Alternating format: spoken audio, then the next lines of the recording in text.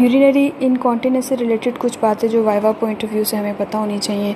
इसकी टाइप्स क्या हैं, डेफिनेशन क्या है, प्रेवलेंस क्या है, और जब भी प्रोलैप्स का लॉन्ग केस डिस्कस होएगा प्रेजेंट करेंगे, उसके साथ अगर स्ट्रेस इनकॉन्टिनेंस के पेशेंट सिम्टम्स बता रही है और या एग्जामिनेशन के ऊपर आपको ऐसा कुछ मिलता है तो आपको यूरिनरी इनकॉन्टिनेंस से रिलेटेड सारे क्वेश्चंस के आंसर्स पता होने चाहिए।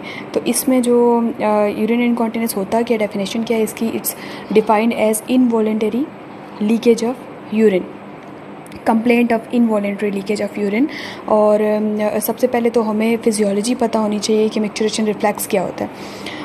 इसमें यह है कि जो मिक्चुरेशन रिफ्लेक्स में इन्वॉल्व होती हैं नर्व्स, वो पेल्विक नर्व इन्वॉल्व होती है, पेडेंडल नर्व एंड सिंपैथेटिक इनर्वेशन होती है ऑफ हाइपोगैस्ट्रिक नर्व। जब ब्लैडर की फिलिंग हो रही होती है यूरिन से, तो उसमें जो स्ट्रेच रिसेप्टर्स हैं वो सिग्नल सेंड करते हैं सेक्रल, जो S2 S3 S4 sacral roots हैं वहाँ पे जो है वो सिग्नल जाएंगे वाया दी सेंसरी पोर्शन। इसके पेल्विक नर्व के दो पार्ट्स होते हैं, सेंसरी पार्ट होता है और मोटर पार्ट होता है। सेंसरी पार्ट के थ्रू ये सिग्नल जाता है S2 S3 S4 में, और वहाँ से फिर वाया दी मोटर जो इसका पार्ट है जो पैरासिम्पैथेटिक होता है उसके थ्रू सिग्नल्स रिटर्न करते हैं, और जो रेट्रूजल मसल्स हैं वो कॉन्ट्रैक्ट करेंगे इसके रिस्पॉन्स में, और जो स्फिंक्टर है वो रिलैक्स करता है, इंटरनल स्फिंक्टर रिलैक्स करेगा। जो एक्सटर्नल स्फिंक्टर होता है ना, वो उसका कंट्रोल जो होता है वो वाया दी पेडेंडल नर्व होता है, जो कि सोमैटिक नर्व होती है, और ये जो स्फिंक्टर होता है ये वॉलंटरी एक्ट करेगा। ठीक है, अगर इस टाइम पे अगर सिचुएशन सूटेबल है फॉर मिक्चुरेशन, तो उस टाइम पे जो पेडेंडल नर्व है इसकी इनिबिशन हो जाती है via the pontine area in the brain, और पेशेंट जो है वो मिक्चुरेट कर लेगा। लेकिन अगर सिचुएशन सूटेबल नहीं है तो इसका जो है वो इनिबिशन नहीं होगी और एक्सटर्नल स्फिंक्टर जो कॉन्ट्रैक्टेड स्टेट में ही रहेगा। तो जो पेडेंडल नर्व होती है इसका फंक्शन ये होता है कि ये स्फिंक्टर को कॉन्ट्रैक्टेड कंस्ट्रक्टेड स्टेट में रखेगी ये नर्व। तो बेसिकली जो मिक्चुरेशन रिफ्लेक्स है वो वाया दी पेल्विक नर्व हो रहा होता है, जिसके सेंसरी और मोटर पार्ट्स होते हैं। सेंसरी सिग्नल्स भेजते हैं जो ही स्ट्रेचिंग होती है रिसेप्टर्स की inside while filling of the bladder, और उसके बाद मोटर पार्ट के through via the parasympathetic activity, उसकी स्फिंक्टर की रिलैक्सेशन होगी इंटरनल स्फिंक्टर की, और डेट्रूजल मसल की कॉन्ट्रैक्शन होगी। अच्छा, sympathetic innovation of the hypogastric nerve ये क्या रोल प्ले कर रही होती है, इसका ये काम होता है कि ये नॉर्मल हालात में ब्लैडर को रिलैक्स रखेगी, रेट्रूजल मसल्स को, और इंटरनल स्फिंक्टर की कंस्ट्रिक्शन की भी होगी सिंपैथेटिक इनोवेशन के थ्रू। तो जो पेल्विक नर्व के पोर्शन है सेंसरी और मोटर, वो कंट्रोल हैं, वो रोल प्ले कर रहे होते हैं इन मिक्चुरेशन। ठीक है, और नॉर्मली जो है वो सिंपैथेटिक इनोवेशन के थ्रू रिलैक्सेशन हुई होती है रेट्रूजल मसल की, और कंस्ट्रिक्शन होती है इंटरनल स्फिंक्टर की।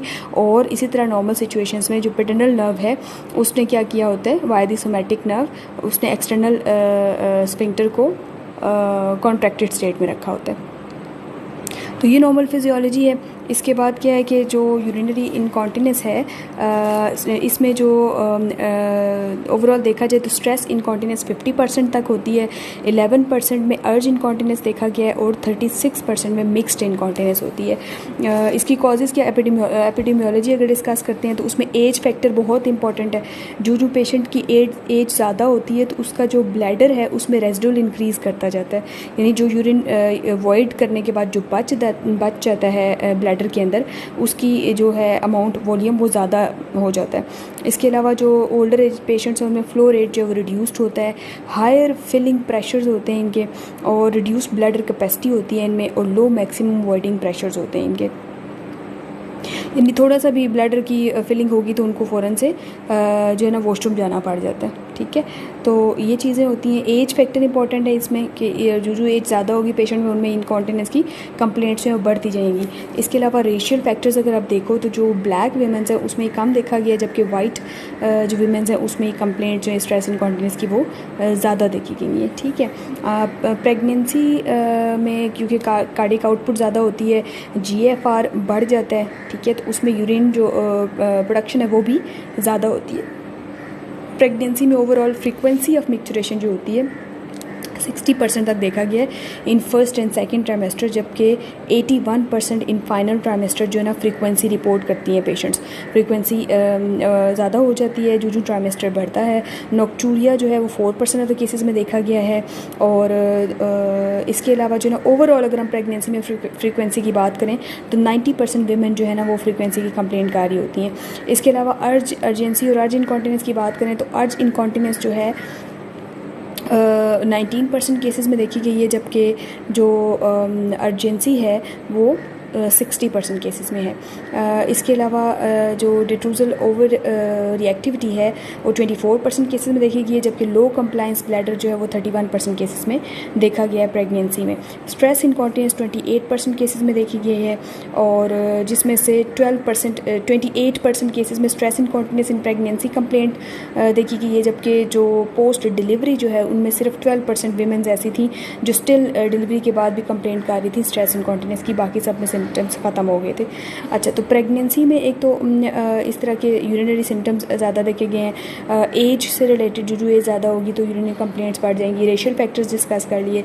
इसके अलावा चाइल्ड बर्थ है। चाइल्ड बर्थ में क्या होता है, पेल्विक फ्लोर मस्कुलेचर को डैमेज होता है, इंजरी होती है पेटेंटल नर्व की, पेल्विक नर्व की इंजरी हो जाती है, और जितनी ज़्यादा पैरिटी बढ़ेगी उससे ज़्यादा भी यूरिनरी कंप्लेंट्स बढ़ जाती हैं।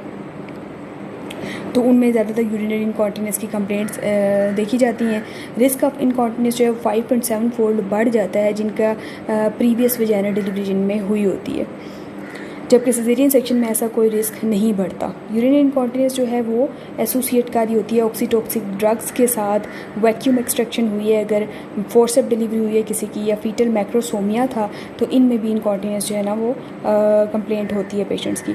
मीनोपॉज में क्या है, मीनोपॉज में क्योंकि एस्ट्रोजन प्रोजेस्टेरोन की डेफिशिएंसी होती है, और तो उसकी वजह से ये होता है कि जो कंप्लेंट्स है यूरिनरी वो बढ़ जाती हैं, क्योंकि ये जो है यूरोजेनिटल ट्रैक्ट जो होता है और लोअर यूरिनरी ट्रैक्ट होता है, ये सेंसिटिव होता है to the effects of oestrogen and progesterone throughout adult life. तो जब इनका इफेक्ट ख़त्म हो जाएगा तो फिर पेशेंट्स में जो है ना इस तरह की कंप्लेंट्स आप देखेंगे। और 70% वीमेंस को देखा गया है कि जो ही उनका फाइनल मेंस्ट्रुअल पीरियड ख़त्म होता है, मतलब एमेनोरिया स्टार्ट होता है, मेनोपॉज शुरू होता है, तो उनमें ये वाली कंप्लेंट्स जो है वो शुरू हो जाती है यूरिनरी इनकॉन्टिनेंस की। अब इनकी डेफिनेशंस पता होनी चाहिए। ये अर्ज इनकॉन्टिनेंस, अर्जेंसी सब कुछ क्या होता है। एग्जामिनर बाज़ औक़ात आपसे ये भी पूछ सकते हैं कि डिफाइन अर्जेंसी और डिफाइन इनकॉन्टिनेंस। तो इनकॉन्टिनेंस तो हमने देख लिया, involuntary leakage of urine is called as urinary incontinence. जो अर्जेंसी होती है is a sudden and compelling desire to pass urine which is difficult to defer, ठीक है। और अर्ज इनकॉन्टिनेंस क्या होगा, complaint of involuntary leakage accompanied by or immediately preceded by compelling desire to pass urine, ठीक है। यानी कि compelling desire to pass urine है which leads to involuntary leakage of urine is called as urge incontinence. इसके अलावा stress incontinence क्या है, complaint of involuntary leakage of urine on effort or on exertion, on sneezing, coughing, this is stress urinary incontinence. Nocturia is passing urine at night. Nocturnal enuresis होता है, complaint of loss of urine occurring during sleep, सोते सोते ही अगर incontinence हो जाती है तो nocturnal enuresis में आएगा। फ्रीक्वेंसी क्या है, complaint by the patient who considers that she voids too often by the day, तो ये फ्रीक्वेंसी है। या फिर मोर देन 6 और 7 टाइम्स पर डे, अगर आप डे टाइम में अगर आप पेशेंट यूरिन पास करती है तो वो फ्रीक्वेंसी में आएगा। तो ये कुछ डेफिनेशंस होगी। टाइप्स क्या हैं इनकॉन्टिनेंस की, उसमें एक तो यूरोडायनेमिक स्ट्रेस इनकॉन्टिनेंस हो गया। यूरोडायनेमिक स्ट्रेस इनकॉन्टिनेंस को इसलिए कह रहे हैं कि ये यूरोफ्लोमीट्री के थ्रू आप जो है ना वो डायग्नोज कर रहे होते हो, तो उसमें आपको पता चल जाता है ये not by the symptoms of the patient. तो यूरोडायनेमिक स्ट्रेस इनकॉन्टिनेंस हो गया। डिट्रूजल ओवर रिएक्टिविटी, इसमें भी इनकॉन्टिनेंस होती है। ओवरफ्लो इनकॉन्टिनेंस एक टाइप है। फिस्टुला, चाहे वो जाइको वजाइनल फिस्टुला है, यूट्रो वजाइनल फिस्टुला है या यूथ्रो वजाइनल है। कंजेनिटल एक्टोपिक यूरेटर है, इसमें इनकॉन्टिनेंस की कंप्लेंट होगी। यूरिथ्रल डायवर्टिकुलम है अगर किसी पेशेंट का। अदर्स में यूटीआई है, फीकल इम्पैक्शन है या मेडिकेशंस यूज़ कर रही है सर्टन। और फंक्शनल यानी इमोबाइल पेशेंट है तो उसमें भी इनकॉन्टिनेंस कंप्लेंट होगी। ये 8 फैक्टर हैं कॉजेज़ ऑफ यूरिनरी इनकॉन्टिनेंस में आते हैं। अच्छा, अब हमें सिम्टम्स पता होने चाहिए कि इस तरह की कंडीशन में कौन से सिम्टम्स आपको पेशेंट देगी। जो होती है डेट्रूजल ओवर रिएक्टिविटी, उसमें आपको सिम्टम्स किस तरह के मिलेंगे? Frequency, urgency, urge incontinence, नॉक्चूरिया, nocturnal enuresis, ये सिम्टम्स आपको डेट्रूजल ओवर एक्टिविटी में मिलते हैं। यूरोडायनेमिक स्ट्रेस इनकॉन्टिनेंस जो होती है उसमें आपको किस तरह के सिम्टम्स मिलेंगे? पेशेंट बताएगी involuntary leakage of urine on effort or on exertion, खांसी करते हुए, छींक मारते हुए, चलते फिरते या वज़न उठाते हुए उसका पेशाब जो है वो लीक आउट कर जाता है। तो ये जो है ये स्ट्रेस इनकॉन्टिनेंस के सिम्टम्स में आ जाएगा। इसके अलावा जो कॉन्टीन्यूस लीकेज पेशेंट कंप्लेन करेगी या फिर पोस्ट मिक्चुरेशन ड्रिबलिंग की कंप्लेन करती है, आफ्टर अवॉइडिंग यूरिन उसको ड्रिबल करता है यूरिन, तो ये जो है न्यूरोलॉजिकल डिसऑर्डर्स में देखा जाता है। ओवरफ्लो इनकॉन्टिनेंस जो अवॉइडिंग डिफ़िकल्टीज़ होती हैं उसमें भी इस तरह की कंप्लेंट्स होंगी। यूरिथ्रल डायबिटिकुलम है तो उसमें या फिस्टुला, ठीक है। तो ये कंडीशंस जो सी हैं neurological disease, overflow incontinence, urethral diverticulum और फिस्टुला, इनमें आपको कॉन्टीन्यूस लीकेज की कंप्लेंट मिलेगी या पोस्ट मिक्चुरेशन ड्रिबलिंग की कंप्लेंट मिलती है। अब हम आ जाते हैं जो हमारे यूवी प्रोलैप्स में जो ज़्यादातर इनकाउंटर होता है हमें स्ट्रेस इनकॉन्टिनेंस, ठीक है, और इसको कैसे मैनेज करते हैं और सिम्टम्स से कैसे पता चलता है और इसको एग्जामिनेशन इस पेशेंट का कैसे करेंगे। यूरोडायनेमिक स्ट्रेस इनकॉन्टिनेंस जो होता है ना is defined during the filling cystometry and is defined as a involuntary leakage of urine during increased abdominal pressure in the absence of detrusor contraction. अब यूरोफ्लोमीट्री क्या होती है, ठीक है, और ये कब करते हैं? एक पेशेंट आया यूवी प्रोलैप्स का आपके पास और उसने वैसे तो something coming out of vagina की कंप्लेन कर रहा है, लेकिन साथ ही साथ पेशेंट हिस्ट्री देती है कि उसका पेशाब भी निकल जाता है खांसी करते हुए। तो अब जो है आप थोड़ा परेशान हो जाते हो कि लॉन्ग केस में अब आपने साथ ही साथ इनकॉन्टिनेंस से रिलेटेड भी सब कुछ पूछना है, तो आपने रूल आउट करना है हिस्ट्री में, जिसमें इनकॉन्टिनेंस से रिलेटेड सिम्टम्स जितने भी यूरिनरी सिम्टम्स हैं जो वैसे भी प्रोलैप्स में आप रूल आउट करते हो, उसमें frequency, urgency, burning, micturition, dysuria, post micturition dribbling, जितने भी सिम्टम्स हैं यूरिन इनकॉन्टिनेंस से रिलेटेड वो आपने सारे रूल आउट करने हैं ताकि टाइप्स बीच में आपको क्लियर हो जाए कि वाकई इसको स्ट्रेस इनकॉन्टिनेंस है। तो इसमें ये होता है कि जो यूरोफ्लोमीट्री है बेसिकली ये अब हर पेशेंट में नहीं कर रहे होते। इवन पेशेंट स्ट्रेस इनकॉन्टिनेंस की हिस्ट्री प्रॉपर दे रही है सब कुछ, लेकिन आपने प्राइमरी सर्जरी अब कर देते हो और उसके बाद भी अगर इसको नहीं रिजॉल्व होती तो फिर आप यूरोफ्लोमीट्री की तरफ जाते हो। यूरोफ्लोमीट्री जो है ये टेस्ट है और इसकी स्पेसिफिक इंडिकेशंस हैं। ये उन पेशेंट में आप करते हो जिनमें मिक्स्ड सिम्टम्स हैं, जिसमें स्पेसिफिकली स्ट्रेस इनकॉन्टिनेंस का सिम्टम नहीं आ रहा, जिसमें साथ ही यूटीआई के सिम्टम्स में आ रहे हैं, साथ ही उसमें ऐसे लग रहा है जैसे कोई वॉइडिंग डिफ़िकल्टी भी चल रही है। मिक्स्ड सिम्टम्स अगर किसी पेशेंट में हैं या किसी पेशेंट की पहले स्ट्रेस इनकॉन्टिनेंस की वजह से सर्जरी हो चुकी है या यूरिनरी किसी भी कंप्लेंट की वजह से सर्जरी हो चुकी है, या पेशेंट में जो है वो वॉइडिंग डिफ़िकल्टीज़ हैं, तो ये ऐसे पेशेंट्स हैं या जिसमें आपने यूटीआई को आपने ट्रीट कर दिया लेकिन उसके बावजूद उसकी कंप्लेंट सेटल नहीं हुई, तो इन पेशेंट्स में आपने क्या करना होता है कि आपने इसको इनमें आपने यूरोफ्लोमीट्री करानी होती है या फिर कोई यूरोलॉजिकल सर्जरी आप करने जा रहे हो तो उसमें यूरोफ्लोमीट्री इस तरह की स्टडीज़ आपने करनी होती हैं। अदरवाइज़ एक पेशेंट आपके पास प्रोलैप्स के साथ आई है और वो सिर्फ स्ट्रेस इनकॉन्टिनेंस के सिम्टम्स आपको बता रही है और आपको क्लियर है, या फिर यूटीआई के सिम्टम्स बता रही है जिसके लिए आपने ट्रीटमेंट दे दिया है, कल्चर पे वो पॉजिटिव आ गया है, तो इनमें आपने यूरोफ्लोमीट्री जो ये वाली स्टडीज़ हैं ये कराने की ज़रूरत नहीं है। ये इन स्टडीज़ का क्या होता है कि इस पे एक यूरोफ्लोमीटर होता है और बेसिकली क्या चीज़ होती है, it's a pressure volume relationship of the bladder during filling and voiding phases, ठीक है, और इसको हम स्टडी करते हैं यूरोफ्लोमीट्री के ऊपर ग्राफ्स के थ्रू। अब और इसमें डिफरेंट प्रेशर आपको पता चलते हैं और वो कैसे पता चलते हैं कि पेशेंट आता है आपके पास और उसको आपने एक यूरोफ्लोमीटर होता है जिसके ऊपर आप उसको पहले उसकी ब्लैडर की फिलिंग करते हो, उसके बाद उसको वॉइड कराते हो और साथ ही आप उन ग्राफ्स को स्टडी कर लेते हो, प्रेशर मेजरमेंट्स आप सारी ले लेते हो। इसमें जो है एक कैथेटर होता है जो कि आप यूथरा के थ्रू पास करते हो, उसमें एक तो फिलिंग होता है जिसके थ्रू आप नॉर्मल सेलाइन इंस्टॉल करोगे और साथ ही साथ एक इंट्रावेसाइकल प्रेशर को मेजर करेगा, एक आपने वजाइना में डालना होता है या रेक्टम में इंट्रा एब्डोमिनल प्रेशर की मेजरमेंट के लिए, ठीक है। और इस तरह जो इंट्रावेसाइकल प्रेशर है, इंट्रा एब्डोमिनल प्रेशर में से अगर वो माइनस कर दोगे तो आपके पास डेट्रूजल प्रेशर भी आ जाएगा। तो इस तरीके से आपने इनको इंटरप्रेट करना होता है। जो जो पेशेंट है जब उसको आप फिलिंग करते हो 500 ml की, तो आप उससे पूछते हो कि फ़र्स्ट डिज़ायर टू वॉइड उसकी कब आई है। ठीक है, नॉर्मली जो फिलिंग फेज़ होता है और ये जो टेस्ट होता है यूरोफ्लोमीटर के थ्रू जो आप करते हो, बेसिकली ये सब्ट्रैक्टिव सिस्टोमेट्री करते हो, जिसमें आपने प्रेशर वॉल्यूम रिलेशनशिप ब्लैडर का असेस करना होता है during filling and voiding phases. और सब्ट्रैक्टिव सिस्टोमेट्री जो सी होती है उसमें ये कह रहे हैं कि वही बात है कि इंट्रा एब्डोमिनल प्रेशर जो हमने कैथेटर वजाना में डाला या रेक्टम में, उसमें से आपने माइनस करना होता है इंट्रावेजाइकल प्रेशर। ठीक है, सॉरी, इंट्रावेजाइकल प्रेशर में से इंट्रा एब्डोमिनल प्रेशर आपने माइनस करना होता है, जो एग्जैक्ट डेट्रूजल प्रेशर आपको दे देगा। ठीक है, अच्छा, डेट्रूजल इंस्टेबिलिटी अगर पेशेंट में है ना, तो उसमें आपको डेट्रूजल कॉन्ट्रैक्शंस मिलेंगी, यानी उसका प्रेशर आपको राइज मिलेगा, लेकिन इंट्रा एब्डोमिनल प्रेशर आपको राइज नहीं मिलेगा। ठीक है, और जो स्ट्रेस इनकॉन्टिनेंस होगी उसमें डेट्रूजल कॉन्ट्रैक्शन बिल्कुल भी नहीं होगी। ठीक है, उसमें रेज्ड इंट्रा एब्डोमिनल प्रेशर होगा आपको मिलेगा और साथ में उसकी लीकेज होगी। तो इस तरह से आपको इनमें जो है ना चेंजेस मिलेंगी। ठीक है जी, जो यूरोफ्लोमेट्री की इंडिकेशंस हैं वो हमने देख ली। ठीक है, मैक्सिमम फ्लो रेट जो होता है इनवॉइडेड वॉल्यूम्स वो हम रिकॉर्ड कर लेते हैं इसके थ्रू। फ्लो रेट नॉर्मल जो पीक फ्लो रेट है वो 15 ml पर सेकेंड होता है for avoided volume of at least 150 ml। ठीक है, तो इतना फ्लो रेट होता है पेशेंट का। और सिस्टोमेट्री दो तरह की होती है, सिंपल सिस्टोमेट्री होती है और सब्ट्रैक्टेड सिस्टोमेट्री होती है। पहले सिंपल की जाती थी, अब ये रिप्लेस हो गई है सब्ट्रैक्टेड सिस्टोमेट्री से, क्योंकि इसमें साइमल्टेनियसली हम इंट्रा एब्डोमिनल और इंट्रावेजाइकल प्रेशर्स दोनों मेजर कर लेते हैं। अच्छा, प्रोसीजर हमने बता दिया कि उसमें कैथेटर होता है जो आप एक रेक्टम में डालते हो और वेजाइना में, to measure intra abdominal pressure and one inside bladder, two pressure catheters inside bladder, one for filling and one for measuring intravesical pressure.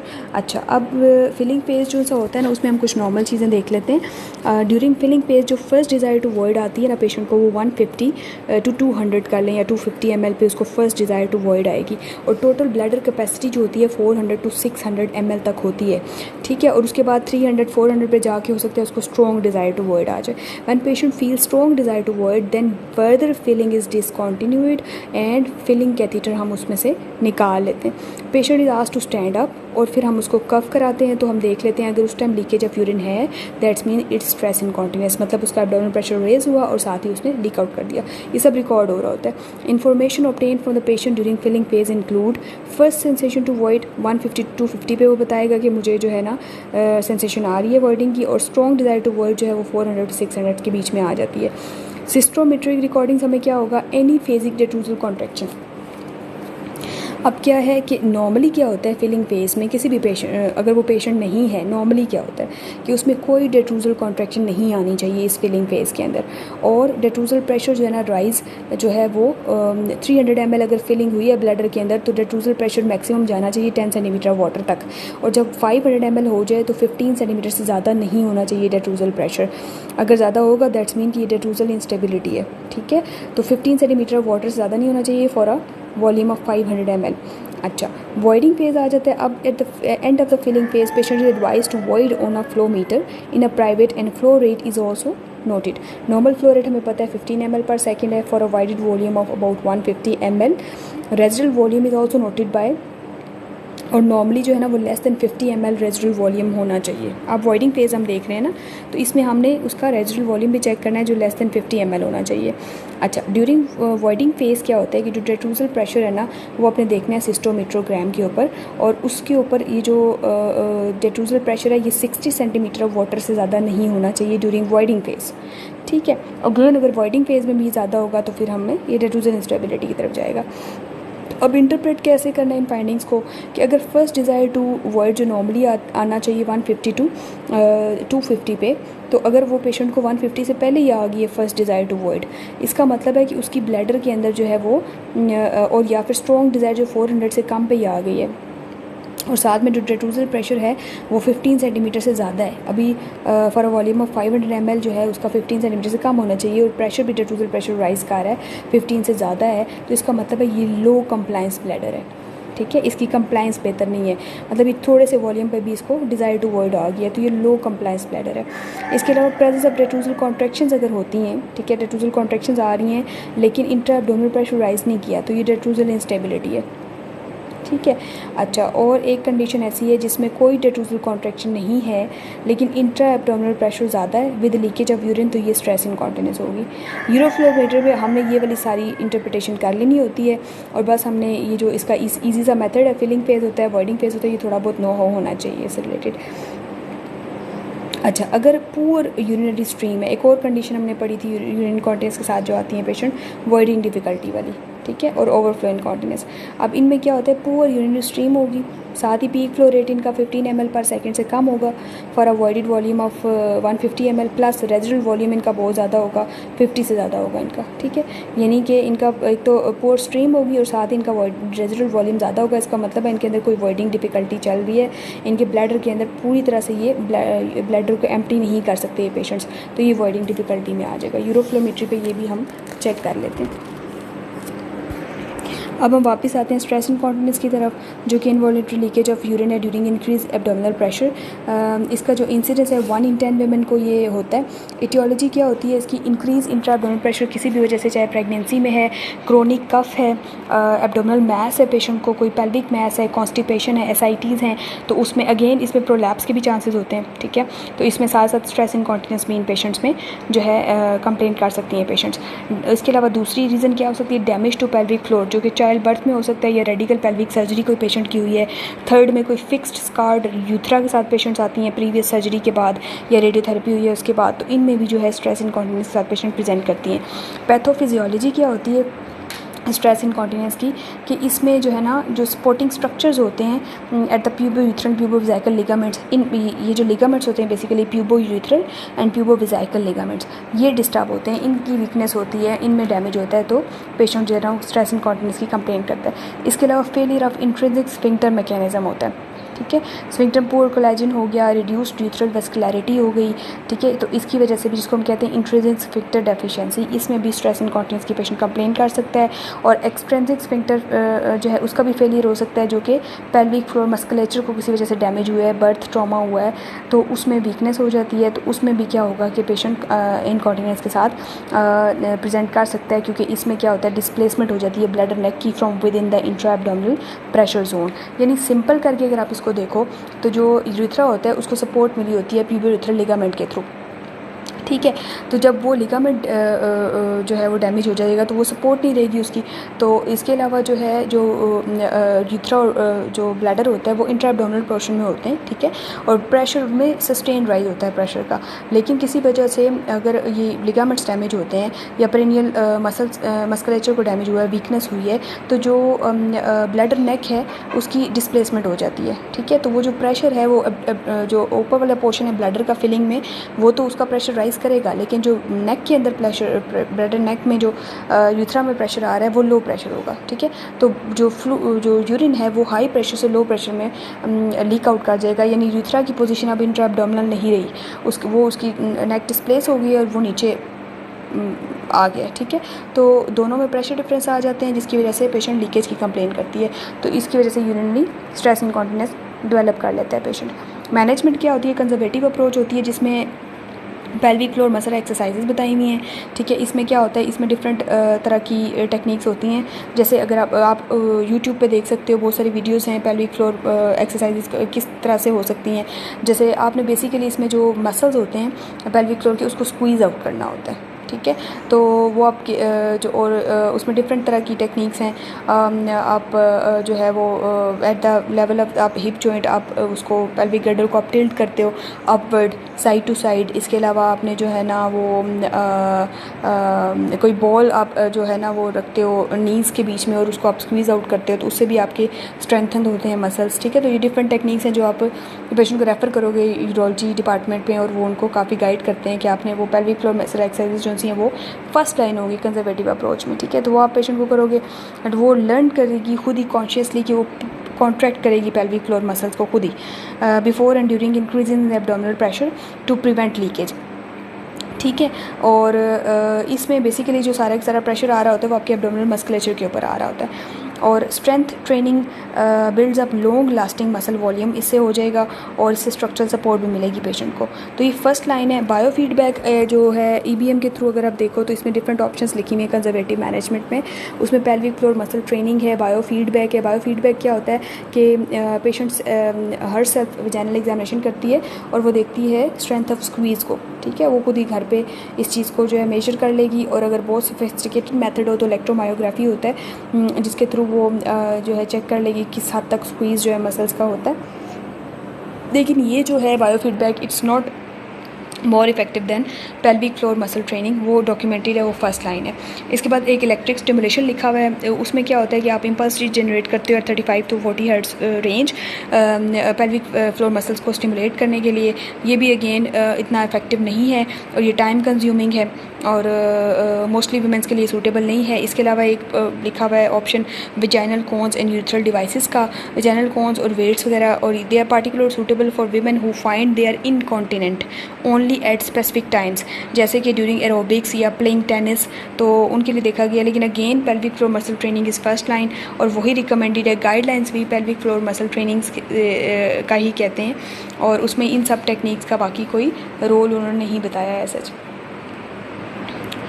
अच्छा, और इसके बाद अगर आपने सेकंड लाइन अगर कोई जो है इस स्ट्रेस इनकॉन्टिनेंस में आपने जो मेंशन करनी है चीज़, वो जो है उसमें जो रीसेंट है वो TVT है, टेंशन फ्री वजाइनल टेप। बाकी भी आपको पता होना चाहिए। EBM में इसके डिफरेंट ऑप्शंस लिखे हुए हैं, जिस तरह हमने कंजर्वेटिव अप्रोचेज़ में बहुत सारी डिस्कस की हैं, लेकिन बेस्ट जो है वो पेल्विक फ्लोर मसल ट्रेनिंग है। फार्माकोलॉजिकल ट्रीटमेंट जो है वो रिकमेंडेड नहीं है गाइडलाइंस में।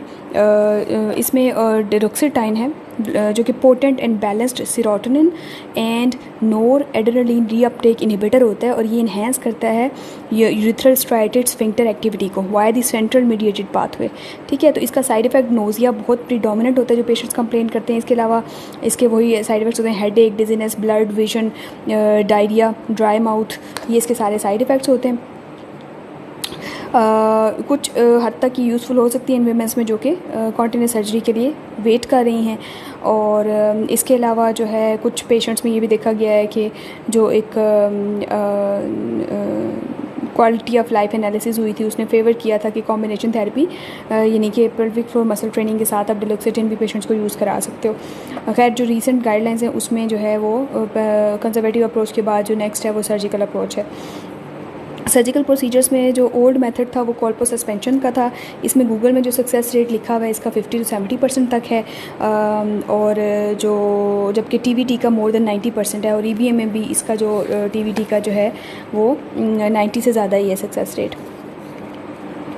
कॉल्पो सस्पेंशन जब हम नाम सुनते हैं तो ये क्या टेक्निक है, इसमें यह है कि आप इसको जो है एक लो ट्रांसफर इंसीजन होता है जो सिम्सिस प्यूबिस पे आप देते हो लोअर देन द फेनेस्ट्रल इंसीजन, और ये रिट्रो प्यूबिक स्पेस को आप आइडेंटिफाई करते हो। प्यूबिक सिम्सिस के पीछे वाली जो स्पेस है वो आप वहाँ तक आप डायसेक्शन करते हो और वहाँ जब आपको वजाइना विजिबल होगा तो उसके साथ पैरा वजाइनल टिश्यू होगा lateral to the bladder neck, उसको आप एक्सपोज करते हो पैरा वजाइनल टिश्यू को, और फिर उसमें से आपने 2 to 4 PDS या एथीपोन के जो है ना सूचर्स लेने होते हैं उस पैरा वजाइनल फेशिया में से, और फिर साथ ही उसको गुजारना होता है इप्सी लैटरल आइलियोपेक्टिनियल लिगामेंट में से और री इंसर्ट करना होता है अपने इप्सी लैटरल आइलियोपेक्टिनियल लिगामेंट में।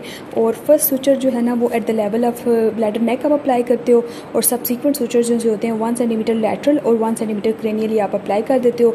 जब ये सारे सूचर जो हैं वो इंसर्ट कर देते हो तो आपने जो है ना आपका जो असिस्टेंट है वो लैटरल फॉर्निक्स को एलिवेट करेगा on each side to allow the sutures to be tied, और फिर आपने इनको टाई कर देना है, ठीक है। यानी कि वजाइना के थ्रू वो लैटरल फॉर्निक्स को एलिवेट करेगा और आपने इंटरनली क्या करना है वाई दी जो है नीडल आपने इनको टाई कर देना है विदाउट टेंशन।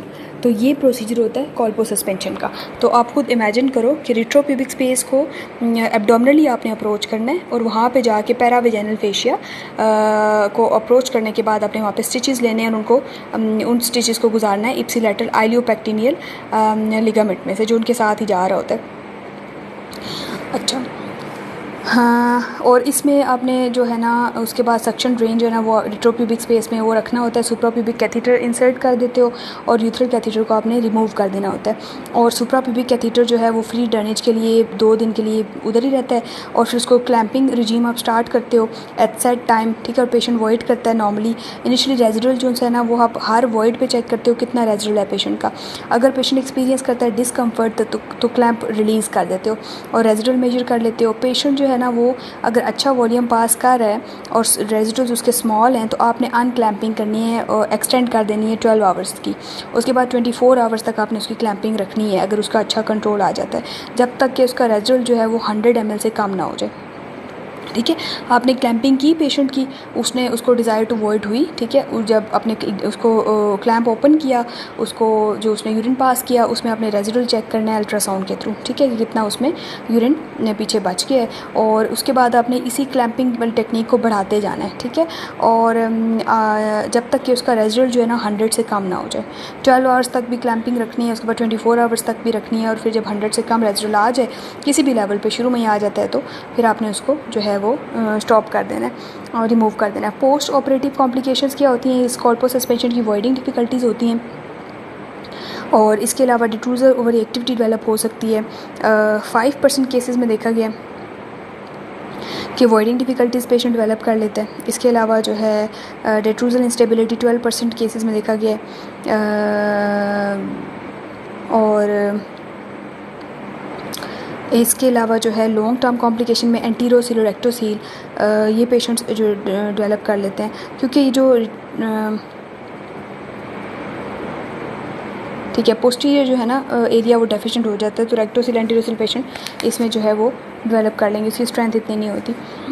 लेप्रोस्कोपिक के लिए भी आप इसको परफॉर्म कर सकते हो इस प्रोसीजर को, लेकिन उसमें एक तो ब्लड लॉस, फ़ायदा ये है कि क्विक रिकवरी है, ब्लड लॉस कम होगा, लेकिन उसका ये है कि वो टाइम कंज्यूमिंग होता है, उसमें वो कॉस्टली भी होता है और उसमें जो साइड इफ़ेक्ट्स उसके होते हैं, कॉम्प्लिकेशंस होती हैं, उसमें यूरिनरी ट्रैक्ट की ब्लैडर इंजरी 1 to 10% देखी गई है और जो यूरिटरिक इंजरी होती है और किंकिंग होती है 0.1% केसेस में वो भी देखा गया। नेक्स्ट जो है प्रोसीजर्स में mid urethral tape procedures discuss किए गए हैं, जिसमें एक रेट्रोप्यूबिक अप्रोच है, जिसमें टेंशन फ्री वेजाइनल टेप है। इसका सक्सेस रेट जो है ग्रेटर देन 90% है।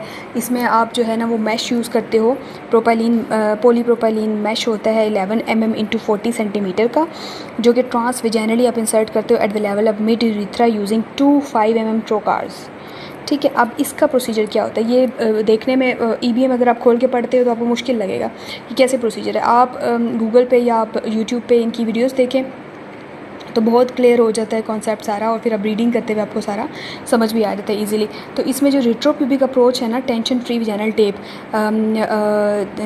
ये हमने तो परफॉर्म नहीं करा, यूरोलॉजिस्ट के थ्रू ही होगा ये, लेकिन हमें थोड़ा बहुत प्रोसीजर से रिलेटेड हमें इसका नॉलेज होना चाहिए, क्योंकि ये रीसेंट है और यही ज़्यादातर रिकमेंडेशन चल रही होती है, पेशेंट्स को ये प्रोसीजर परफॉर्म किया जा रहा होता है। इसमें क्या करना होता है, लोकल या जनरल एनेस्थीसिया के अंडर लिथोटमी पोजीशन में पेशेंट को रखते हैं और उसमें उसके वजाइना और सुप्राप्यूबिक एरिया को जो उसमें उसको प्रिपेयर करते हैं और 18 फ्रेंच का फोलिस कैथेटर पास करते हैं ब्लैडर में और ब्लैडर को एम्प्टी करते हैं। और फिर जो है उसके बाद जो फोलिस कैथेटर डाल के हम देखते हैं कि in order to deflect the bladder away from the passage of needle introducers, तो हम ब्लैडर को थोड़ा साइड पे कर देते हैं। And the use of local anaesthesia हम कैसे करेंगे, 20 ml बुप्रोपिकेन 0.5% विद 1 × 100,000 जो एड्रेनलिन है उसमें डाइल्यूट करके, डाइल्यूटेड 100 ml नॉर्मल सेलाइन। तो इसको आप करेंगे 20 ml बुप्रोपिकेन को, ठीक है, 0.5% with 1 × 200,000 adrenaline diluted in 100 ml normal saline. तो ये हाइड्रोडाइसेक्शन प्रोवाइड करेगा, साथ ही वेजो कंस्ट्रिक्शन प्रोवाइड करेगा।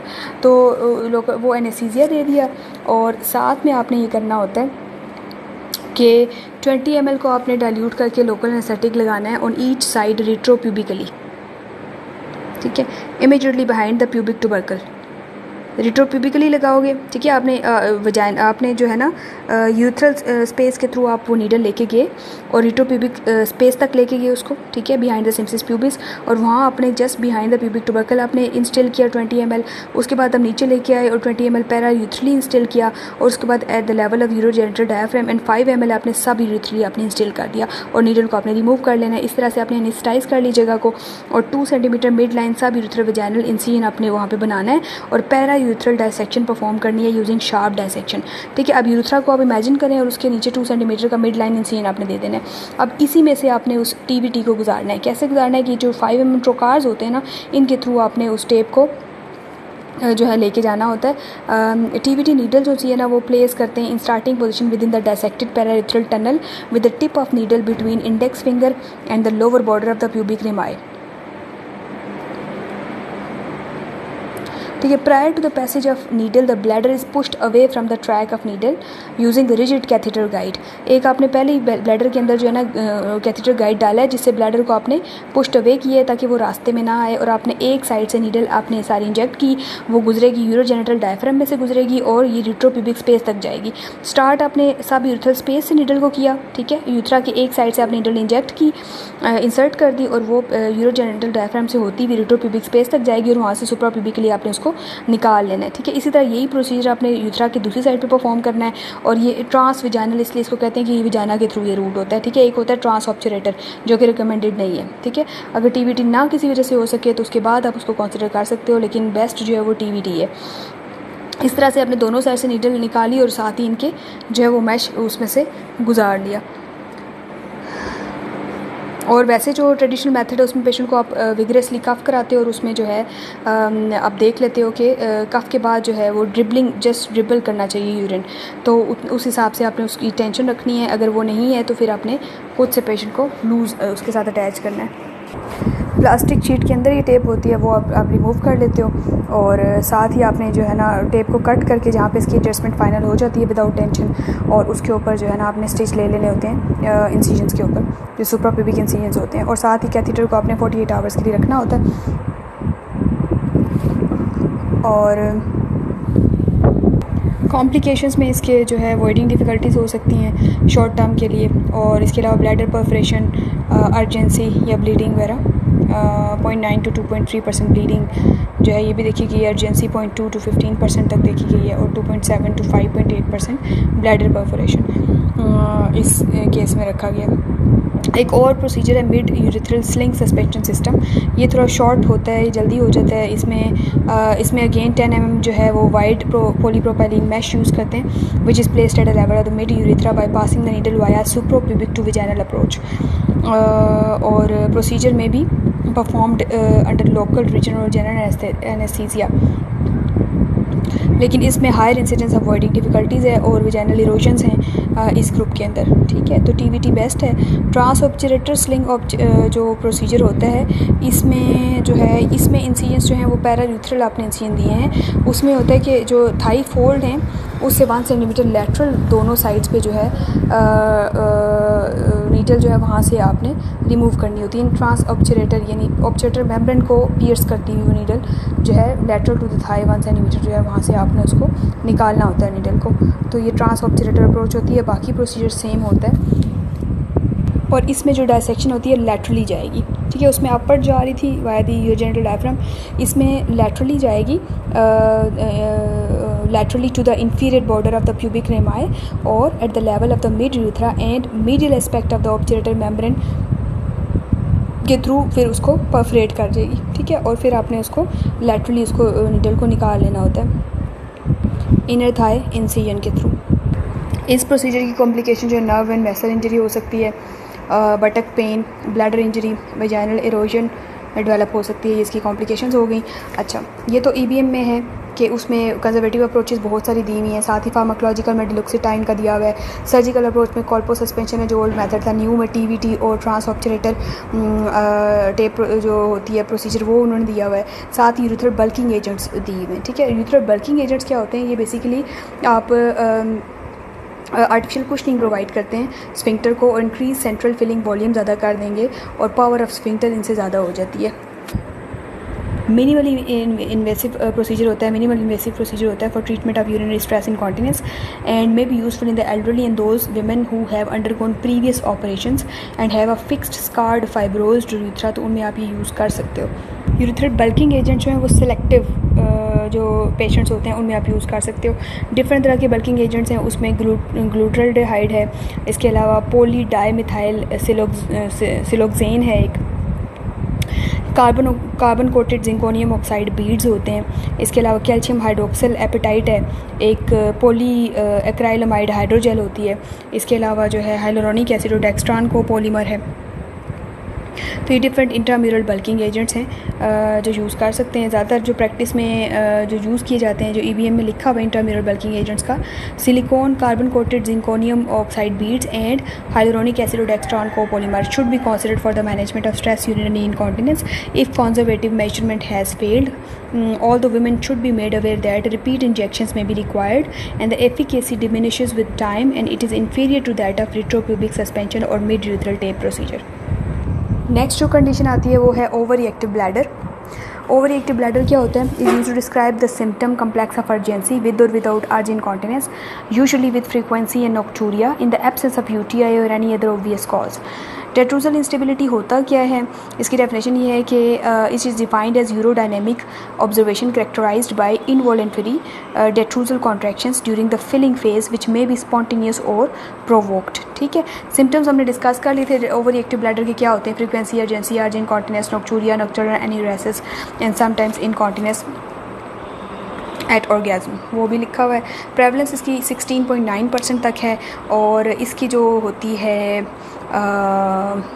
थेरीज़ है डिफरेंट डेट्रूजल ओवर एक्टिविटी की. एक तो आउटफ्लो ऑब्स्ट्रक्शन हाइपोथेसिस है कि अगर कोई आउटफ्लो ट्रैक्ट ऑब्स्ट्रक्शन है तो पीछे जो डेट्रूजल मसल्स हैं उनको डैमेज होगा. Cell to cell propagation of electrical activity जो वो डिस्टर्ब होती है, चेंज हो जाती है और जिसके वजह से हाई इंसिडेंस ऑफ इंस्टेबिलिटी होते हैं मेम्ब्रेन पोटेंशियल का. और इसके अलावा ऑब्स्ट्रक्शन होगी तो जो एसिटाइल कोलिनेस्ट्रेज है उसमें रिडक्शन हो जाती है जिसकी वजह से एसिटाइल कोलिन का जो फंक्शन है वो इन्हेंस कर जाएगा और डेट्रूजल ओवर एक्टिविटी हो जाती है. एक थेरी है, ये तो हो गई आउटफ्लो ऑब्स्ट्रक्शन हाइपोथेसिस. इसके अलावा एक न्यूरोजेनिक हाइपोथेसिस है जिसमें उन्होंने बताया हुआ कि इडियोपैथिक डेट्रूजल ओवर एक्टिविटी होती है. मोर देन नॉर्मल कॉन्ट्रैक्ट करेगा डेट्रूजल मसल और इंक्रीज अल्फा एनर्जी एक्टिविटी की वजह से इंक्रीज डेट्रूजल कॉन्ट्रैक्टिलिटी होती है. एक थेरी है यूथ्रल रिफ्लेक्स थेरी, ठीक है, और incompetence of the bladder neck होती है. Flowing passage of urine into the proximal urethra may result in an uninhibited contraction of the detrusor. यानी कि जो ब्लैडर नेक में प्रॉब्लम आ रही है, प्रिंसिपल प्रॉब्लम वहाँ पे है, लेकिन जब यूरिन लीक आउट करके ब्लैडर नेक में आएगा तो वो एक स्टिमुलस जाएगा ब्लैडर को कि वो कॉन्ट्रैक्ट करे, तो उसकी वजह से उसकी कॉन्ट्रैक्शंस बढ़ जाती हैं. ये एक थेरी होगी. इसके अलावा मायोजेनिक हाइपोथेसिस है और they dispute the concept of neurogenic detrusor over activity that is increased motor activity to the detrusor as the underlying mechanism in detrusor over activity, proposing that there is a fundamental abnormality at the level of the bladder wall with evidence of altered spontaneous contractile activity consistent with increased electrical coupling of the cells, a patchy denervation of the detrusal and the supersensitivity to potassium. तो ये इसकी कुछ reasons बताई हुई हैं. इसके अलावा एक यूरोथीलियल एफरेंट हाइपोथेसिस भी है जिसमें वो बता रहे हैं कि मायोफाइबर ब्लास्ट जो से होते हैं सब यूरोथीलियल जो होती है स्पेस, एक तो यूरोथीलियम होती है, इसके अलावा सब यूरोथीलियल जो मायोफाइबर ब्लास्ट हैं वो इन्वेस्टिगेट किए गए in the pathophysiology of detrusor over activity. तो ये एक यूरोथीलियल एफरेंट हाइपोथेसिस है. अच्छा, मैनेजमेंट डिस्कस कर लेते हैं. एक तो हमें इसकी डेफिनेशन पता होनी चाहिए डेट्रूजल इंस्टेबिलिटी की और इसके बाद जो है ना इसकी मैनेजमेंट हम कैसे करेंगे. ठीक है, हमें चेक कैसे करना है इसको. यूरोफ्लोमेट्री के ऊपर डायग्नोज हो जाएगा ये और इसकी जो मैनेजमेंट कंजर्वेटिव अप्रोच होती है जिसमें आपने एक तो उसका वो करना होता है, फ्लूइड रिस्ट्रिक्ट करना होता है. इतना रिस्ट्रिक्शन नहीं है, 1 to 1.5 लीटर तक वो यूज़ कर सकती है, लेकिन डे टाइम में यूज़ कर लें. नाइट टाइम पे सोने से पहले उसको फ्लूइड रिस्ट्रिक्ट करना है. आपने ब्लैडर ट्रेनिंग बतानी है जिसमें इवन उसकी इनकॉन्टिनेंस हो जाए लेकिन उसने 3 to 4 आवर्स से पहले उसने यूरिन पास नहीं करना. उसके बाद इसके पीरियड को आपने एक्सटेंड कर लेना है. ठीक है, तो ये ब्लैडर ट्रेनिंग आपने उससे करानी है. और फार्माकोलॉजिकल मैनेजमेंट में एंटी मस्करीनिक ड्रग्स होती हैं जो आप उसको एडवाइस कर सकते हो.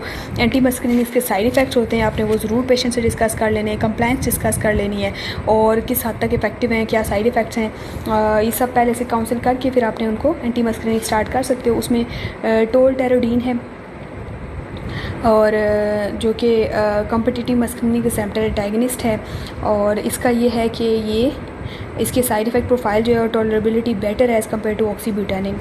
और इसके अलावा ट्रोस्पियम क्लोराइड है जो कि क्वाटरनरी अमोनियम कंपाउंड है, नॉन सेलेक्टिव है फॉर मस्कुलिनिक रिसेप्टर सबटाइप्स, और ये ब्लड ब्रेन बैरियर को भी क्रॉस करती है एक हद तक, तो इसकी वजह से फ्यू कोग्निटिव इफेक्ट्स आते हैं ट्रोस्पियम क्लोराइड की वजह से। जबकि रिसेंट गाइडलाइंस में कह रहे हैं कोग्निटिव इफेक्ट्स इतने नहीं देखे गए, डॉक्यूमेंटेड नहीं है, लेकिन EBM में लिखा हुआ है कि ट्रोस्पियम क्लोराइड जो कि अगेन इसी कैटेगरी में आती है एंटी मस्कुलिनिक्स में, तो इसका जो है कोग्निटिव इफेक्ट क्योंकि ब्लड ब्रेन बैरियर क्रॉस करती है वो देखा गया है। सोलिफेनेसिन ड्रग है, डेरिफेनेसिन, ये भी अगेन जो सोलिफेनेसिन है M3 रिसेप्टर एंटागनिस्ट है, ठीक है, दोनों ही M3 रिसेप्टर एंटागनिस्ट हैं, ठीक है, और एंटी मस्कुलिनिक्स हैं। साइड इफ़ेक्ट्स इनके dry mouth, dizziness, blood vision, nausea, diarrhoea, ठीक है, तो और इसके अलावा टैक्कार्डिया, कॉन्स्टिपेशन, ये सब इनके साइड इफ़ेक्ट्स होते हैं। मोस्ट फ्रीक्वेंटली रिपोर्टेड जो है वो ड्राई माउथ और कॉन्स्टिपेशन है डेरिफेनेसिन और सोलिफेनेसिन से। अच्छा, इसके अलावा फेसोटेरोडीन है, ये जो है इसमें यह है कि ये टोलटेरोडीन से किसी हद तक बेहतर है in terms of efficacy in flexible dosing regimes, ठीक है। तो टोलटेरोडीन होगी, फेसोटेरोडीन होगी, डोरीफेनेसिन है, सोलिफेनेसिन है और डेरिफेनेसिन है। इसके अलावा ट्रोस्पियम क्लोराइड है, एक ऑक्सीब्यूटानिन है। ऑक्सीब्यूटानिन जो होती है ये टर्शरी अमाइन है जो extensive first pass metabolism to an active metabolite में कन्वर्ट होती है, एन डेस मिथाइल ऑक्सीब्यूटानिन, ठीक है, जो हाई कंसनट्रेशन में thought to be responsible for significant part of action of parent drug. और ऑक्सीब्यूटानिन जो सी होती है ये हाई एफिनिटी है इसकी मस्कुलिनिक रिसेप्टर्स के लिए ब्लैडर में, और high affinity for M1 M3 receptors over M2।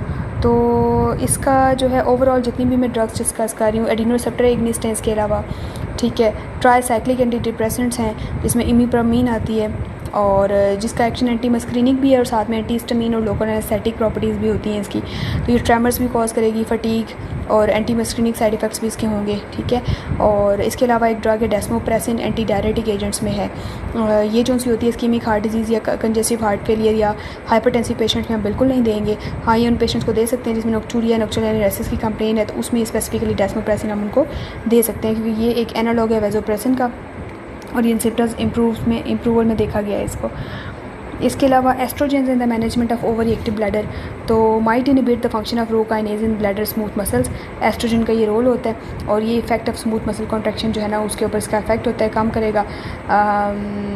और इसके अलावा जो है इंट्रावेजाइकल थेरेपी लिखी हुई है, कैप्साइसिन का जिक्र है जिसमें जो कि पाया जाता है रेड चिलीज़ के अंदर, is a neurotoxin of substance P containing nerve fibres. और patients with neurogenic detrusor over activity secondary to multiple sclerosis appear to have abnormal C fiber sensory innervation of detrusal, तो which leads to premature activation of holding reflex arc during bladder filling। तो इंट्रावेजाइकल application जब capsaicin की करते हैं तो 30% alcohol solution के अंदर can be effective for up to 6 months in patient में देखा गया। इसके अलावा इसका भी एक जो है वो पोटेंट एनालॉग है, उसको कहते हैं रेसिन इन्फेराटॉक्सिन। रेसिन इन्फेराटॉक्सिन जो है ये सिमिलर है, एनालॉग है कैप्साइसिन का, लेकिन इसके फ्यू और साइड इफ़ेक्ट्स हैं of the pain and burning during intravesical installation. तो इसके अलावा एक बोटुलिनम टॉक्सिन का जिक्र है इसमें डेट्रूजल इंस्टेबिलिटी में। ये बोटुलिनम टॉक्सिन क्या होता है, ये first described management of patient with neurogenic detrusor over activity, और इसका जो है इसकी जो डोज़ होती है 100 यूनिट्स तक होती है, 10 यूनिट्स, और इसके बाद 12 वीक्स के अंदर पेशेंट को रिव्यू किया जाता है और अगर उसमें सिम्टम्स इम्प्रूवमेंट है तो फिर हम इसको जो है वो कंटिन्यू करते हैं और 12 मंथली फॉलोअप पे बुलाते हैं। और अगर जो है ना सिम्टम्स इम्प्रूवमेंट नहीं होती तो फिर हम इसको जो है इसके रिपीटेड इंजेक्शंस का भी बताना है कि लग सकते हैं, और इसमें अगर सिम्टम इम्प्रूवमेंट्स नहीं होती तो इसकी डोज़ 210 यूनिट्स तक बढ़ा देते हैं। इसके अलावा EBM में न्यूरो मॉड्यूलेशन लिखा हुआ है, सेक्रल न्यूरो मॉड्यूलेशन होती है और पेरिफेरल न्यूरो मॉड्यूलेशन होती है। सेक्रल में ये होता है कि dorsal sacral nerve root using a permanent implantable device, उसके थ्रू उसको स्टिमुलेट किया जाता है और कंट्रोल किया जाता है ब्लैडर एक्टिविटी को। और जो होती है पेरिफेरल न्यूरो मॉड्यूलेशन जिसमें पोस्टीरियर टिबियल नर्व स्टिमुलेशन होती है, इसको जो है lower leg posterior to the tibia, ठीक है, वहाँ पे इंसर्ट किया जाता है नीडल को और 2 fingers width above the medial malleolus. और ट्रीटमेंट जो है ना आउट पेशेंट सेटिंग में weekly for first 12 weeks perform किया जाता है और देन मंथली मेंटेनेंस थेरेपी होती है with each session lasting 30 minutes, और इसके थ्रू आपने स्टिमुलेट किया होता है डेट्रूजल ओवर एक्टिविटी को आप कंट्रोल करते हो। ये न्यूरोमोड्यूलेशन टेक्निक्स हैं। इसके अलावा सर्जरी होती है डेट्रूजल ओवरी एक्टिविटी के लिए, जिसमें एक क्लैम्प सिस्टोप्लास्टी, ऑगमेंटेशन सिस्टोप्लास्टी होती है, जिसमें जो है वो पेशेंट का जो है ना गट का पैच लगा के तो उसको ऑगमेंट किया जाता है ब्लैडर को। और इसके अलावा डेट्रूजल मायोमेक्टमी होती है, ठीक है, और ऑल्टरनेटिव टू क्लैम्प सिस्टोप्लास्टी। और लास्ट में जो लास्ट रिजॉर्ट होता है वो होता है यूरिनरी डाइवर्जन, जिसमें जो यूरिन का आउटफ्लो है वो नॉर्मल जिस तरीके से होता है वैसे नहीं, बल्कि एब्डोमेन के थ्रू उसका आउटफ्लो एक चैनल क्रिएट कर दिया जाता है एब्डोमिनल स्टोमा के थ्रू फॉर यूरिनरी डाइवर्जन। तो वो एक लास्ट रिजॉर्ट होता है। इनकॉन्टिनेंस की कॉजेज़ में जो इसके अलावा आती है वो यूरिनरी फिस्टुला है।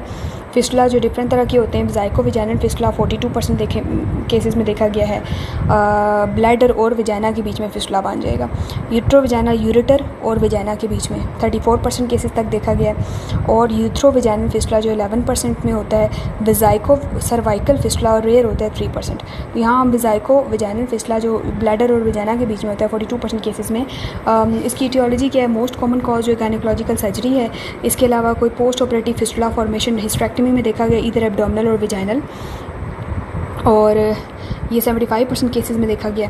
इसके अलावा प्रीवियस सर्जरी है फाइब्रॉइड के लिए, एंडोमेट्रोसिस के लिए अगर हुई है, डिस्टॉर्टेड एनाटॉमी होती है, और anterior colporrhaphy, laparoscopic pelvic surgery, urological surgery, इनमें ये बन जाता है। और fistula formation has also been associated with pelvic malignancy, pelvic trauma या रेडियोथेरेपी, इनमें ये बन जाएगा। ऑब्स्टेटिकल ट्रॉमा जो है ना वर्ल्ड डेवलपिंग वर्ल्ड में मोस्ट कॉमन कॉज होती है ऑब्स्टेटिकल ट्रॉमा। प्रेजेंटेशन इसकी क्या होती है कि इसका जो है ना एक तो लीकेज होती है यूरिन की बोथ डे एंड नाइट पे, तो डिस्कम्फर्ट और एक्सकोरिएशन होती है जेनिटल रीजन में, और यूरिन इरिटेट करता है स्किन को, वल्वा की और थाइज़ को, ये कंप्लेंट होगी। कुछ पेशेंट्स में डिस्चार्ज की कंप्लेंट भी होती है। और टाइमिंग ऑफ प्रेजेंटेशन जो वेरिएबल होती है, 5 to 10 days after surgery mostly present कर रहे होते हैं। डायग्नोसिस इसकी एक तो आप कैथीटर डाल के, ठीक है, आपने वो देखना होता है, सेम स्पेक्ट्रम डालते हो लेफ्ट लेटरल पोजीशन में, बाजू का विजिबल हो जाता है। अगर विजिबल नहीं है तो आप कैथीटर के थ्रू मेथिलीन ब्लू इंजेक्ट करोगे, और वो जब पुलिंग होगी उसकी विजाइना में तो आपको वहाँ से आइडिया हो जाएगा इसको वेजाइको विजाइनल फिस्टुला बन चुका है। या फिर 3 स्वैब टेस्ट होता है, बोनिस 3 स्वैब टेस्ट, उसमें जहाँ आप अपने स्वैब रखने होते हैं 3 डिफरेंट प्लेसेस पे, और आपने उसको डाई इंजेक्ट करना है, और जहाँ मैक्सिमम सॉकेज होती है तो वहाँ से जो है ना वो, लेकिन इसमें ये होता है कि अगर मल्टीपल फिस्टुलाज हैं तो वो मिस हो जाएंगे इस टेक्निक के थ्रू। IV यूरोग्राम का रोल नहीं है वेजाइको विजाइनल फिस्टुला की डायग्नोसिस में, लेकिन वो परफॉर्म इसलिए किया जाता है कि यूरेटर का विजाइना के साथ कोई फिस्टुला ना बना हो, या कोई यूरेटर में कोई ऑब्स्ट्रक्शन कॉन्कोमिटेंट साथ में ऑब्स्ट्रक्शन भी हो सकती है, तो उसके लिए परफॉर्म करते हैं। और सिस्टोस्कोपी के साथ ही रेट्रोग्रेड यूटेरोपाइलोग्राफी परफॉर्म किया जाता है, और एग्जामिनेशन अंडर एनेस्थीसिया किया जाता है। और इसमें जो है अगर पेशेंट का जो फिस्टुला है उसका रिलेशन जो है वो करंट सर्जरी के साथ नहीं आपको मिल रहा, तो फिर आप उस फिस्टुलस ट्रैक्ट में से बायोप्सी भी लेते हो, पॉसिबिलिटी ऑफ मैलिग्नेंसी भी होता है इसमें, उसको रूल आउट करने के लिए। और बाकी इरिटेशन, स्किन की इरिटेशन के लिए आपने बैरियर क्रीम्स पेशेंट को देनी होती हैं, और एडवाइस करनी है कि जो है ना इनकॉन्टिनेंस पैड्स अगर यूज़ करेगी तो उससे इंक्रीज इसका UTI होता है। और प्रोफिलैक्टिक एंटीबायोटिक्स हो सकता है पेशेंट को चाहिए हो। और बाकी सर्जिकल रिपेयर होता है। यूथ्रो विजाइनल फिस्टुला जो है वो 11% केसेस में है, और ये ज़्यादातर जो है वो एंटीरियर रिपेयर के बाद देखा गया विद और विदाउट विजाइनल हिस्टेरेक्टमी।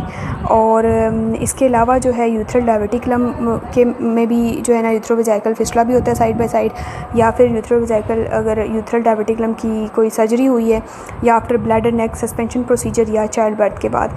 तो इसमें जो है ब्लैडर नेक के करीब अगर फिस्टुला है तो उसमें stress incontinence and recurrent UTI इसके साथ पेशेंट प्रेजेंट करता है। और अगर फार अवे है तो स्प्रेइंग ऑफ यूरिन या पोस्ट मिक्सचरेशन ड्रिबल के साथ प्रेजेंट करेगा पेशेंट। तो इसको कंजर्वेटिव अप्रोच करते हैं विद यूरिथ्रल कैथेटर।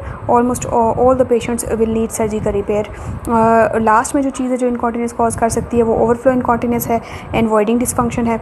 इसमें पेशेंट के सिम्टम्स जो हैं पुअर स्ट्रीम के होंगे, prolonged voiding time, double void, incomplete emptying होती है, इनमें रेजिडुअल ज़्यादा होता है, हेजिटेंसी होगी, frequency nocturia, urgency, pain, abdominal distension,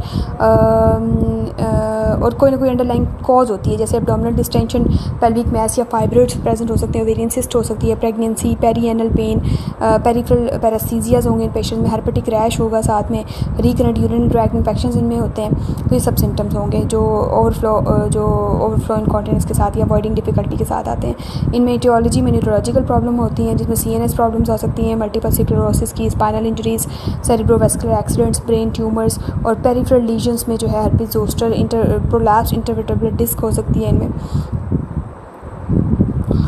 और हाइड्रोजेनिक कॉजेज़ भी होती हैं, post operative retention patient develop कर लेते हैं। ऑब्स्ट्रक्टिव कॉजेज़ में फाइब्रॉइड है, स्ट्रक्चर है, फॉरेन बॉडी है, और डायग्नोसिस इसकी जो है वो अल्ट्रासाउंड के थ्रू होगी, इसमें रेजिडुअल आप देखते हो, और इसका जो ट्रीटमेंट है वो अंडरलाइन कॉज आपने देखनी है। अगर तो उसका फाइब्रॉइड है, मायोमेक्टमी करोगे, कोई हिस्टेक्टमी या तो कर दोगे, ठीक है।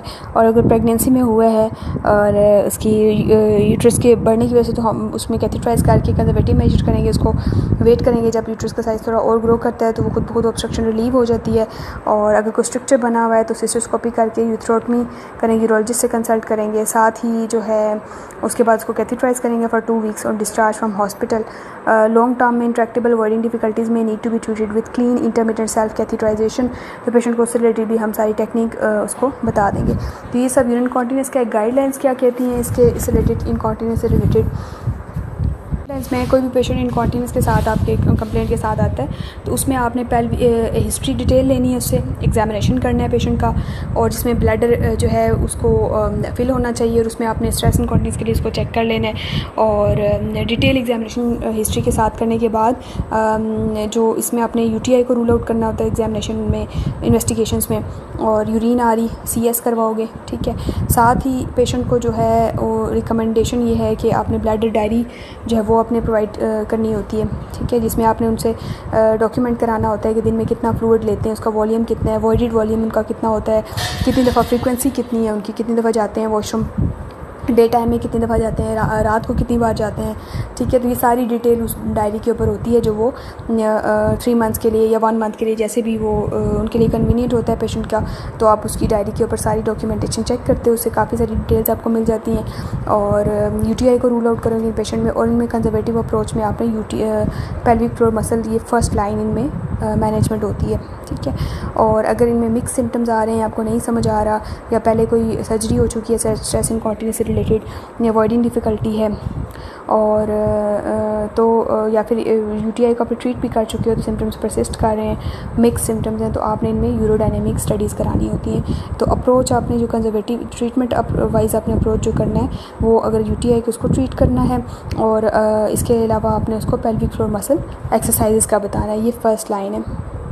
और साथ में स्टार्ट में जो है हिस्ट्री एग्जामिनेशन के साथ ब्लैडर डायरी आपने उसे मेंटेन करानी है। और स्पेशलिस्ट को भी आप रेफ़र करोगे पेशेंट को, क्योंकि कुछ कॉम्प्लिकेटेड केसेस होते हैं, ठीक है। यूरोलॉजिस्ट से अपनी ओपिनियन लेनी है, और लाइफस्टाइल मॉडिफिकेशन का बताना है, BMI अगर ज़्यादा है तो वो कम करे, और डाइट का उसको बता देना है, पेल्विक फ्लोर मसल एक्सरसाइज का भी बताओगे तो साथ लाइफस्टाइल मॉडिफिकेशन का बताना है ज़रूर। रेट्रोजल इंस्टेबिलिटी में गाइडलाइंस में क्या कहा हुआ है कि आपने जब रेट्रोजल इंस्टेबिलिटी पेशेंट आता है तो उसमें आपने अगर मेडिकेशन उसको देनी है along with lifestyle and pelvic floor muscle training, उसके साथ ही आपने उसको मेडिकेशन अगर फार्माकोलॉजिकल ट्रीटमेंट देना है तो उसमें आपने 4 वीक्स पे विजिट करना है, और 4 वीक्स पे उसको बताना है कि इसका रिस्पॉन्स आएगा, और साइड इफ़ेक्ट्स रिलेटेड पहले ही बता देना है कि इसके अपने साइड इफ़ेक्ट्स होते हैं। TCS का कोई रोल नहीं है, ट्राईसाइक्लिक एंटीडिप्रेसेंट्स का ना है, और डेस्मोप्रेसन से रिलेटेड स्पेसिफिक इन्होंने कहा है अगर ये नक्चूरिया के सिम्टम्स के लिए, नक्चुरियल एनालिसिस के लिए आप दे रहे हो, लेकिन हाइपरटेंसिव या इस्कीमिक हार्ट डिजीज वाले पेशेंट्स में आप नहीं दोगे ये। इसके अलावा उन्होंने बताया है कि जो एल्डरली पेशेंट्स होते हैं 75 से ऊपर के, उनमें 6 मंथली फॉलोअप कराते हो, और जो उससे कम के होंगे उसमें आपने ईयरली फॉलोअप कराना है जब आप मेडिकेशंस दे रहे होते हो। और बोtulism टॉक्सिन जो आपने रेट्रोजल इंस्टेबिलिटी में पढ़ा है, ये भी एक थेरेपी है, कंजर्वेटिव अप्रोच थी। इसके अलावा फार्माकोलॉजिकल में एंटी मस्करीनिक्स थी, और बोtulism टॉक्सिन का बताया हुआ था, और सर्जिकल अप्रोचेस थी। इसके अलावा न्यूरोमॉड्यूलेशंस थी। तो गाइडलाइन में क्या रिकमेंडेड है, गाइडलाइन में ये कि फर्स्ट लाइन आपने कंजर्वेटिव करना है, जिसमें लाइफस्टाइल मॉडिफिकेशन और पेल्विक फ्लोर मसल ट्रेनिंग का बताना है रेट्रोजल ओवरी एक्टिविटी में, ठीक है। सेकेंड लाइन आपने ये करना है कि उसको फार्माकोलॉजिकल आप एडवाइस कर सकते हो, लेकिन साइड इफ़ेक्ट ज़रूर बताने हैं। और इसके अलावा जो फार्माकोलॉजिकल में है कि अगर पेशेंट विलिंग सर्जरी के लिए नहीं है और मेडिकेशन से उसको कोई ख़ास रिलीफ नहीं हुआ, ठीक है, तो फिर आपने उसमें बोtulism A टॉक्सिन जो है ना उसका आप उसको बता सकते हो। और अगर उससे रिलीफ नहीं होता तो आप डोज उसकी इंक्रीज़ कर लो, पहले 100 यूनिट्स दे रहे हो तो 200 कर लो, ठीक है। तो ये आपका हो गया। इसके अलावा अच्छा, और सेक्रल न्यूरोमॉड्यूलेशन है, बोट्यूलिन टॉक्सिन से भी उसको नहीं फ़र्क पड़ा तो सेक्रल न्यूरोमोड्यूलेशन की तरफ वो जा सकती है, या फिर थर्ड लाइन जो है वो इस केस में जो है वो पोस्टीरियर टिबियल नर्व स्टिमुलेशन होगी, ठीक है। और उसके बाद अगर आप किसी अप्रोच की तरफ जाते हो तो ऑगमेंटेशन सिस्टोप्लास्टी है, और उससे भी नहीं तो लास्ट रिजॉर्ट जो है वो यूरिनरी डाइवर्जन का होता है विद आइलियल कंडूइट, ठीक है। तो ये हो गया, यानी कि आपने शुरू कंजर्वेटिव अप्रोच से करना है, सेकेंड लाइन पे आपने उसको फार्माकोलॉजिकल एडवाइस करना है, ठीक है। और अगर उससे उसको नहीं जो है रिलीव मिलता और वो सर्जिकल ऑप्शंस की तरफ नहीं जाना चाहती तो फिर बोट्यूलिन टॉक्सिन उसके लिए बेस्ट है। अगर उससे भी नहीं होता तो फिर आपने सेक्रल न्यूरोमोड्यूलेशन, फिर पोस्टीरियर टिबियल, और लास्ट में ऑगमेंटेशन का जिसको बताना है या यूरिन डाइवर्जन हो जाती है। स्ट्रेस इनकॉन्टिनेंस जो सी है इसका फॉलोअप अपने 6 मंथली कराना होता है पेशेंट का। और अगेन स्ट्रेस इनकॉन्टिनेंस में भी आपने history, detail examination, pelvic floor muscle exercise, यही अगेन कंजर्वेटिव फर्स्ट लाइन है। और सेकंड लाइन आपने उसको कोल्ड सस्पेंशन ओल्ड मेथड है तो आपने टीबीटी के लिए उसको एडवाइस करना है। हाँ, अगर सर्जरी के लिए विलिंग नहीं है तो फिर आप उसको फार्माकोलॉजिकल की तरफ along with pelvic floor muscle training आप उसको लेके जा सकते हो।